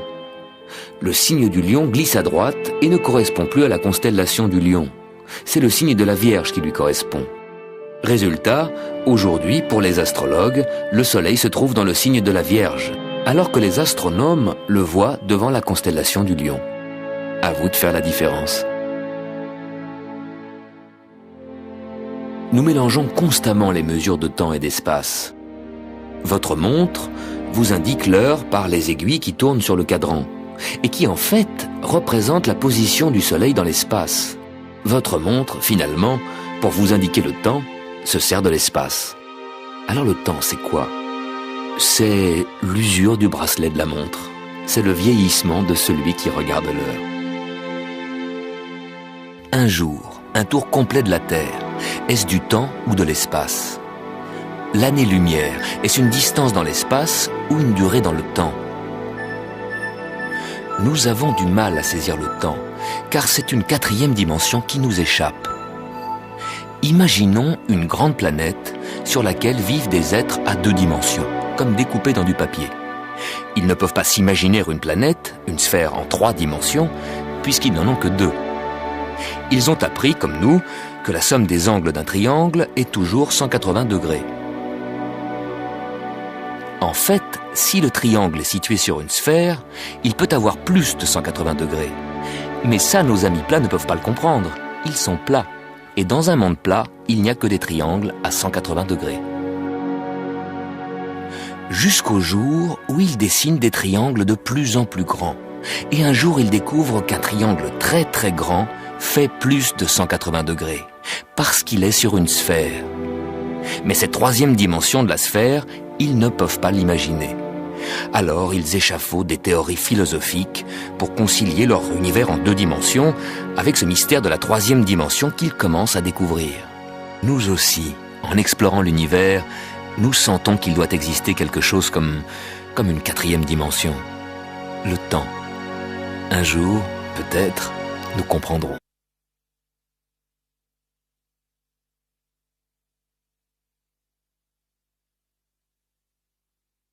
Nous sommes ici, et nous atteindrons la station équinoxe dans un peu plus de 2 semaines. Quand la Lune rejoint l'axe Terre-Soleil, c'est la nouvelle Lune, et 2 fois par an, cet alignement peut provoquer une éclipse solaire. La Lune a une ombre qui se projette dans l'espace et qui chaque mois passe au ras de la Terre, juste au-dessus ou en dessous. L'ombre de la Lune ne touche pas la Terre, car la Lune tourne sur une orbite légèrement inclinée par rapport à l'orbite de la Terre. L'ombre de la Lune passe donc au-dessus ou en dessous de la Terre. Mais 2 fois par an, la Lune arrive à une position qui permet un alignement parfait Soleil, Lune, Terre. L'ombre de la Lune frappe la Terre, cache le Soleil, c'est l'éclipse solaire. En pleine journée, on peut voir les étoiles et les planètes. Pour que l'ombre de la Lune tombe pile sur la Terre, il faut que la Lune se place exactement dans l'axe Terre-Soleil. La Lune doit passer au point qu'on appelle le nœud, ni trop tôt, ni trop tard. Si la Lune est légèrement en retard, elle ne couvre le Soleil que partiellement. C'est une éclipse partielle. L'ombre de la Lune ne fait que frôler le pôle sud de la Terre. Et tout ça peut se produire vers minuit, donc visible seulement aux antipodes, en Australie. Heureusement, vous pouvez la voir ici. C'est une éclipse totale qui a permis de vérifier la célèbre théorie de la relativité d'Albert Einstein. En réfléchissant sur l'univers, Einstein a conclu qu'un corps aussi massif que le Soleil creuse comme un trou dans l'espace-temps. Et ce trou devrait, théoriquement, dévier la lumière. Comme au golf, où le trou dévie la balle. Lors d'une éclipse totale en 1919, l'étoile Taurus Beta se trouvait presque dans le même axe que le Soleil, un peu à droite, mais bien entendu infiniment plus loin. On attendait l'étoile ici, mais elle apparaissait là, décalée du Soleil. La lumière qui nous parvient de l'étoile passe près du Soleil, mais la masse du Soleil fait dévier cette lumière de sa ligne droite en ligne courbe. Nous voyons l'étoile à droite, alors qu'en réalité, elle se trouve à gauche, plus près du Soleil. L'énorme masse du Soleil fait effectivement dévier la lumière. Et quand ce n'est pas le Soleil, mais des galaxies entières qui creusent des trous dans l'espace-temps, ces trous peuvent devenir comme des gouffres sans fond qui engloutissent tout, y compris la lumière. C'est pour cela qu'on les appelle les trous noirs. La Lune tourne autour de la Terre sur une orbite légèrement inclinée. 5 fois, son ombre passe au-dessus ou en dessous de la Terre. La 6e fois, la Lune passe entre le Soleil et la Terre. Son ombre tombe sur la Terre. À chaque 6e tour de la Lune, donc tous les 6 mois, il y a quelque part sur la Terre une éclipse du Soleil. Mais la zone où l'éclipse est totale n'est qu'un étroit ruban de 200 km. Il faut donc beaucoup de chance pour être au bon endroit, au bon moment. Mais 2 semaines avant ou après une éclipse solaire, vous pouvez voir une éclipse de la Lune. C'est plus facile. La Lune, qui était dans l'alignement Soleil-Terre, retrouve 2 semaines plus tard le même alignement du côté opposé au Soleil. La Lune plonge dans l'énorme cône d'ombre de la Terre, c'est l'éclipse lunaire. La Terre est 4 fois plus grande que la Lune. Son ombre est 4 fois plus large.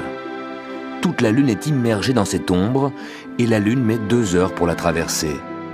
Tous ceux qui sont côté nuit de la Terre peuvent donc voir l'éclipse lunaire.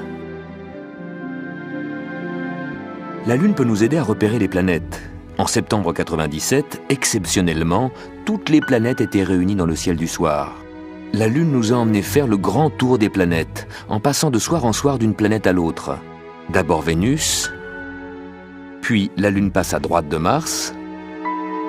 Le lendemain, elle dépasse Mars. Un jour plus tard, grossie en demi-lune, elle passe au-dessous de Pluton, invisible sans télescope, mais que nous vous montrerons ici. Puis la Lune passe dans l'axe de Neptune et Uranus, pour arriver 2 jours avant la pleine Lune à sa conjonction avec Jupiter. Durant ces 10 jours, la Lune parcourt le tiers de son orbite autour de la Terre.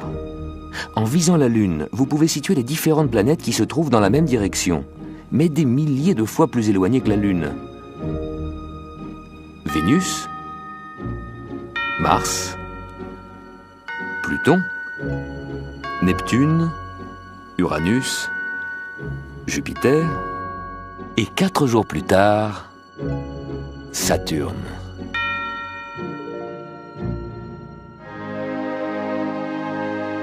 La Lune, en rencontrant les différentes planètes, vous révèle la géographie du système solaire, en commençant par Vénus.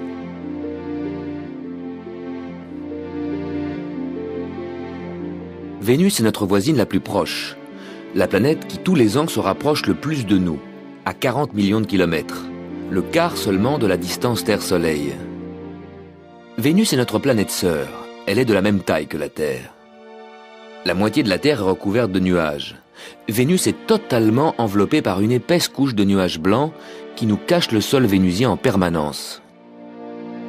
Les radars de sondes spatiales nous ont permis de visualiser ce qu'il y avait sous ces nuages. Un sol accidenté, des montagnes de 10 000 mètres d'altitude, des volcans, pas d'eau, un environnement hostile très chaud, 480 degrés, une atmosphère très dense, composée de gaz carbonique, qui exerce une pression 100 fois plus grande que l'atmosphère de la Terre.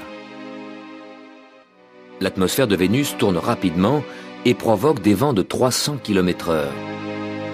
Sous les nuages, Vénus tourne très très lentement et en sens inverse. Puis la Lune est passée de Vénus vers Mars.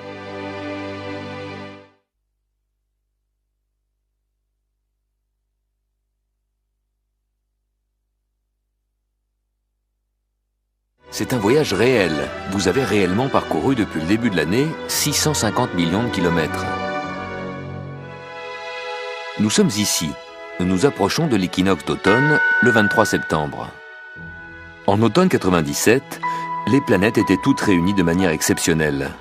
En visant la Lune, on pouvait repérer d'un soir à l'autre une autre planète. La Lune était d'abord en conjonction avec Vénus, puis elle est passée devant Mars, et ensuite devant Pluton, la planète la plus lointaine du système solaire, la plus excentrique, la plus petite que notre Lune. On ne peut voir Pluton qu'avec un télescope très puissant. Pluton a un satellite, Charon, qui mesure la moitié de Pluton. Ils forment ainsi une planète double. On se demande si l'on peut considérer Pluton comme une planète. Peut-être est-ce un ancien satellite de Neptune qui se serait échappé de son emprise pour se mettre en orbite à son propre compte autour du Soleil. Une lune qui serait devenue planète. Ou bien Pluton serait un ancien astéroïde. Alors que les planètes géantes attiraient des astéroïdes pour s'agrandir à leurs dépens, Pluton aurait pu être éjecté vers l'extérieur des planètes, ce qui expliquerait son orbite désordonnée.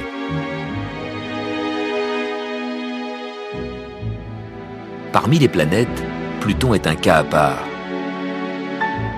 Alors que la Lune apparaissait juste au-dessus des autres planètes, elle passe bien en dessous de Pluton. Car l'orbite de Pluton est très inclinée.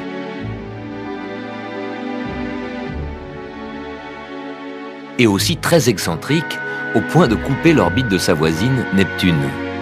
En ce moment, Pluton, la petite planète à droite, circule à l'intérieur de l'orbite de Neptune, la planète bleue, en haut à gauche. Ce n'est donc pas Pluton, mais Neptune qui actuellement est la planète la plus éloignée du Soleil. Dès l'an 2000, Pluton croisera de nouveau l'orbite de Neptune et l'ordre normal sera rétabli pour les 2 siècles à venir. Pluton et Neptune risquent-ils de se percuter ? Neptune est une grande planète, 4 fois plus grande que la Terre. Mais Pluton a survécu, car elle est en résonance avec Neptune. Leurs mouvements s'accordent de manière à les tenir toujours à distance. Tous les 500 ans, Neptune dépasse Pluton, mais à ce moment-là, Pluton se trouve toujours suffisamment éloigné de Neptune. Le destin des astres est lié à l'équilibre subtil de la mécanique céleste. Mais on ignore si un jour, Pluton, petite planète excentrique, déviera sur une nouvelle orbite imprévisible.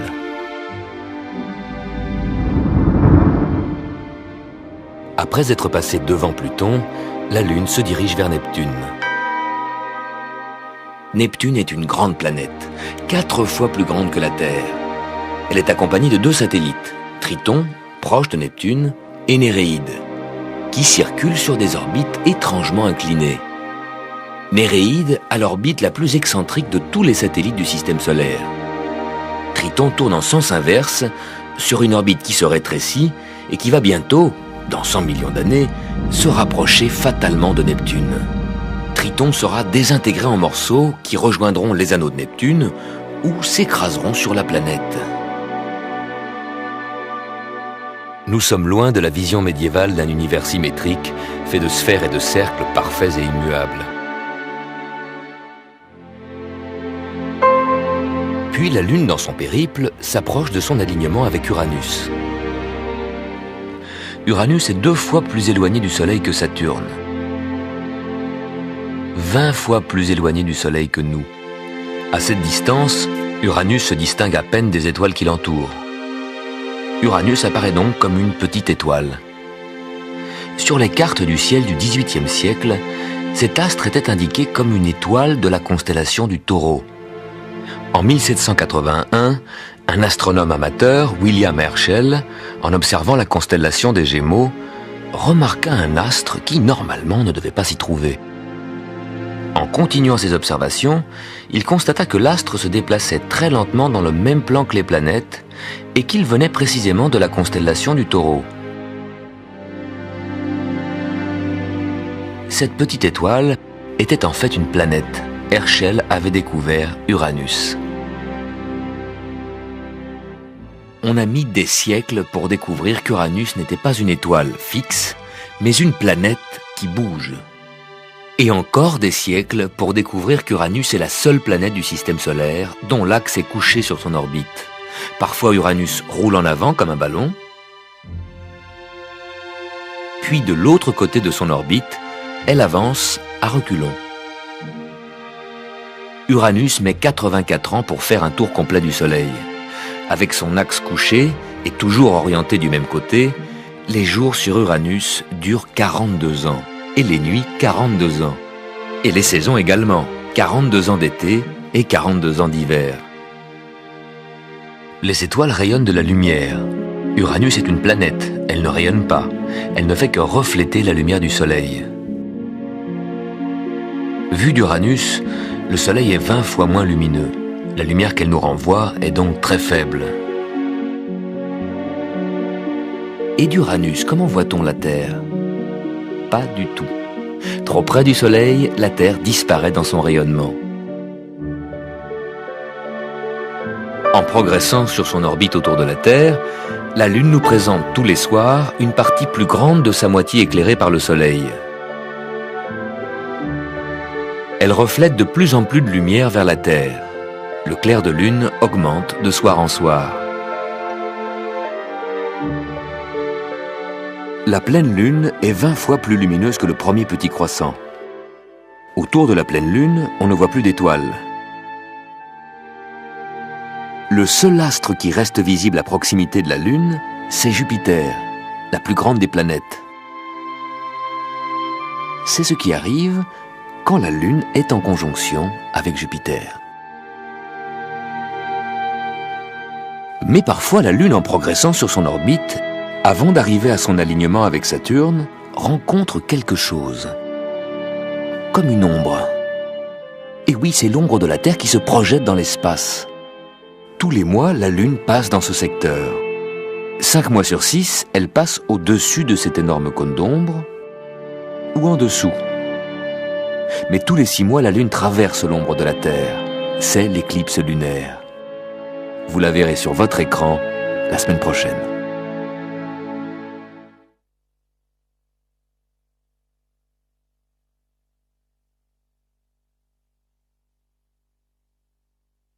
Bientôt, la Terre arrivera au point équinoxe, le début de l'automne. Aujourd'hui, nous devrions déjà être arrivés à cette station. La Terre a pris du retard. Elle a mis plus de temps pour parcourir cette moitié été de son orbite, en jaune, que cette moitié hiver, en bleu. Vérifiez sur votre calendrier. De l'équinoxe d'automne à l'équinoxe de printemps, il y a 179 jours. De l'équinoxe de printemps jusqu'à l'équinoxe d'automne, il y a 186 jours. La Terre met 7 jours de plus pour cette moitié été. Pourquoi? Parce que l'orbite de la Terre est très légèrement déformée en ellipse. Les planètes, quand elles sont proches du Soleil, tournent plus vite que quand elles sont loin. Comme le caillou qu'on fait tourner au bout d'une ficelle. Il tourne lentement quand la ficelle est longue et s'accélère quand la ficelle se raccourcit. En juillet, la Terre est au plus loin du Soleil. Elle ralentit sa marche. En janvier, elle est au plus près. Elle accélère. C'est la loi de Kepler.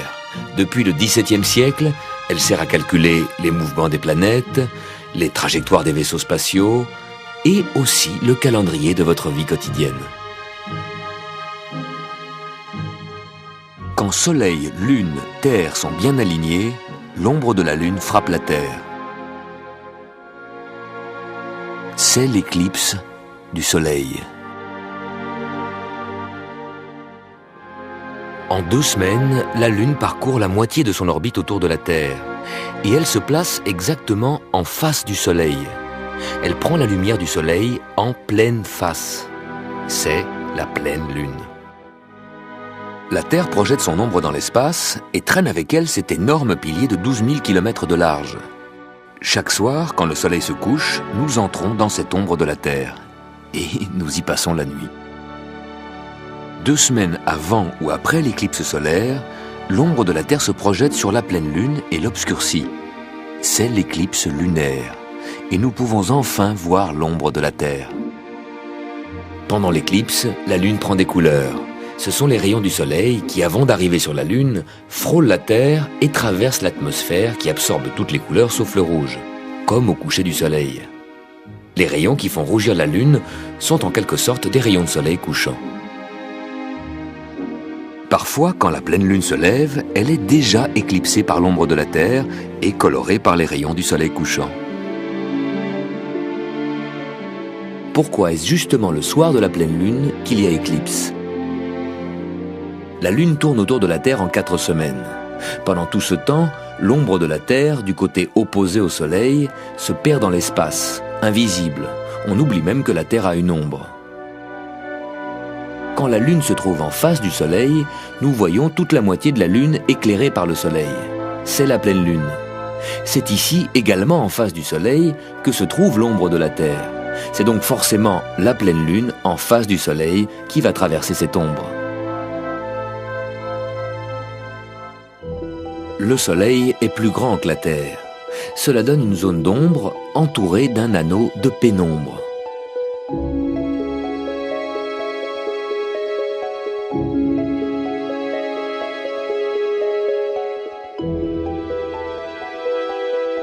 La Lune entre d'abord dans la pénombre. Puis en 2 ou 3 heures, elle est presque entièrement couverte par l'ombre de la Terre. Ensuite, elle retrouve la pénombre et quelques heures plus tard, le spectacle est terminé. Pour achever le grand tour planétaire commencé la semaine dernière, voici ce qui se passe quand la Lune s'aligne avec Saturne. La veille de l'alignement, la Lune est à 4 doigts à droite de Saturne. Les 2 astres traversent le ciel côte à côte. Pendant la nuit, la Lune, qui avance sur son orbite autour de la Terre, semble se rapprocher encore de Saturne.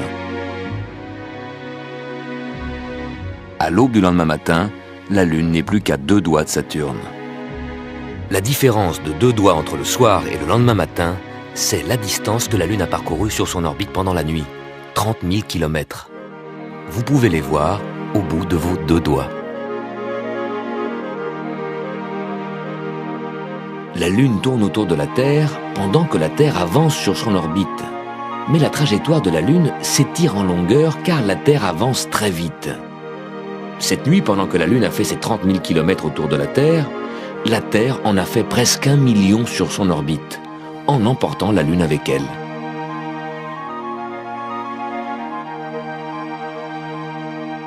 La force d'attraction de la Lune attire l'eau des océans. Si la Lune est alignée avec le Soleil, leurs forces d'attraction s'additionnent, se conjuguent et provoquent chaque mois les marées les plus fortes. Pourquoi les marées d'équinoxe sont-elles plus fortes que les autres? En plus de l'influence de la Lune, des forces centrifuges sont générées par la rotation de la Terre. Ces forces qui fuient le centre de la Terre agissent sur les océans et contribuent aux marées. Les plus grandes forces sont à l'équateur, là où la Terre tourne le plus vite. En été, l'équateur est orienté en dessous du plan du Soleil. En été, les forces centrifuges n'agissent donc pas dans la même direction que les forces d'attraction du Soleil. En hiver, l'équateur est orienté au-dessus du plan du Soleil.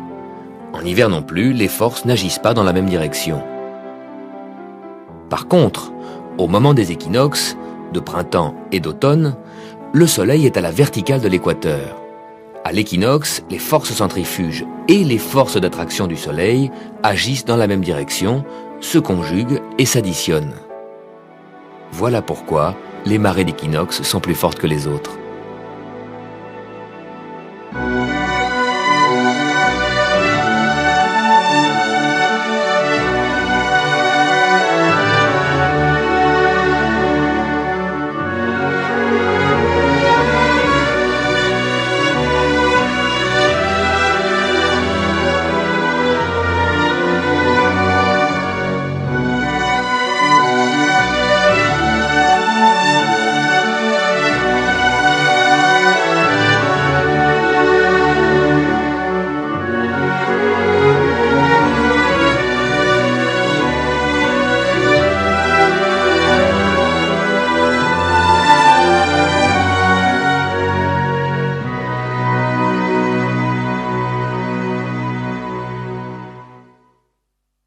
On la voyait donc, à son passage près de la Terre, un peu au-dessus de l'endroit où le Soleil s'est couché.